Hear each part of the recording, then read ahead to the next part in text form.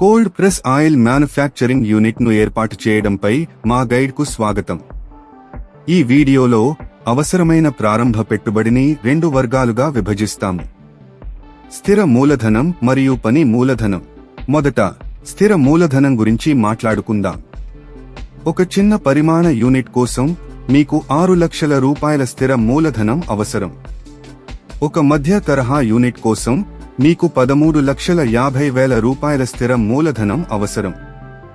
ఇందులో భవనం, యంత్రాలు, పరికరాలు వంటి దీర్ఘకాలిక ఆస్తులలో పెట్టుబడి ఉంటుంది. అవసరమైన మరమ్మతులు, అంతర్గత పని మరియు ఫర్నిచర్తో పూర్తి చేసిన భవనం లేదా షెడ్ను ఏర్పాటు చేయడం గురించి మేము మాట్లాడుతున్నాము.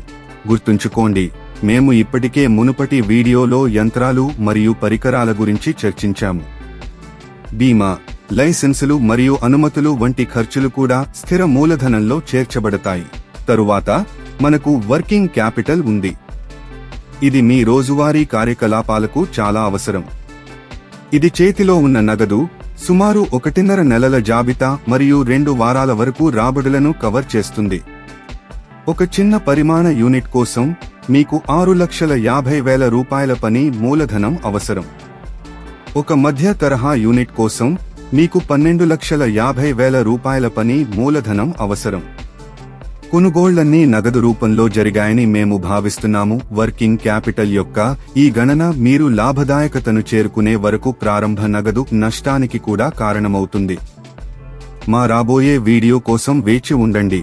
ఇక్కడ మేము త్వరగా లాభదాయకతను చేరుకోవడానికి ప్రారంభ ఖర్చులను తగ్గించే చిట్కాలను పంచుకుంటాము. కాబట్టి మీ cold press oil manufacturing unit కు మొత్తం మూలధన పెట్టుబడి చిన్న పరిమాణ యూనిట్ కు 12,50,000 రూపాయలు మరియు మధ్య తరహా యూనిట్ కు 26 లక్షల రూపాయలు.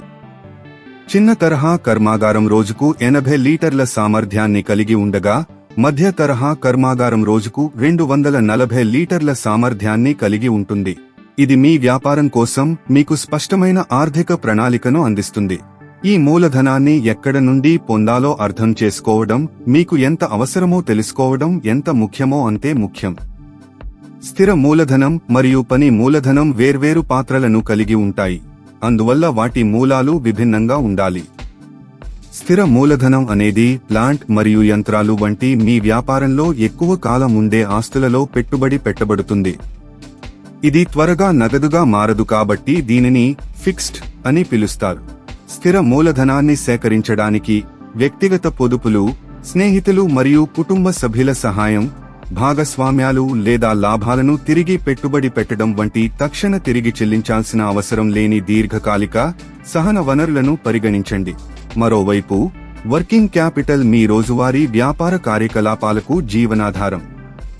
మీరు ముడి పదార్థాలను కొనుగోలు చేయడానికి మరియు నిర్వహణ ఖర్చులను భరించడానికి దీనిని ఉపయోగిస్తారు. దీనిని వర్కింగ్ క్యాపిటల్ అని పిలుస్తారు, ఎందుకంటే ఇది మీ అమ్మకాల చక్రంతో కదులుతూ ఉంటుంది. ఇది 1 వారం నుండి 3 నెలల వరకు ఉంటుంది. దీనికి తగిన వనరులు స్వల్పకాలికం నుండి మధ్యకాలికం కావచ్చు, బహుశా స్థిర చెల్లింపులను కలిగి ఉండవచ్చు. ఎంపికలలో కమ్యూనిటీ సంస్థ రుణాలు లేదా తక్కువ వడ్డీ రేట్లతో బ్యాంకుల నుండి ఓవర్ డ్రాఫ్ట్ మరియు నగదు క్రెడిట్ సౌకర్యాలు ఉన్నాయి. ఈ ఆర్థిక ప్రణాళిక వ్యూహంతో మీరు విజయవంతమైన కోల్డ్ ప్రెస్ ఆయిల్ తయారీ విభాగాన్ని స్థాపించే మార్గంలో ఉన్నారు. వ్యాపార్ కోచ్ ఛానల్ కు సబ్స్క్రైబ్ చేయండి.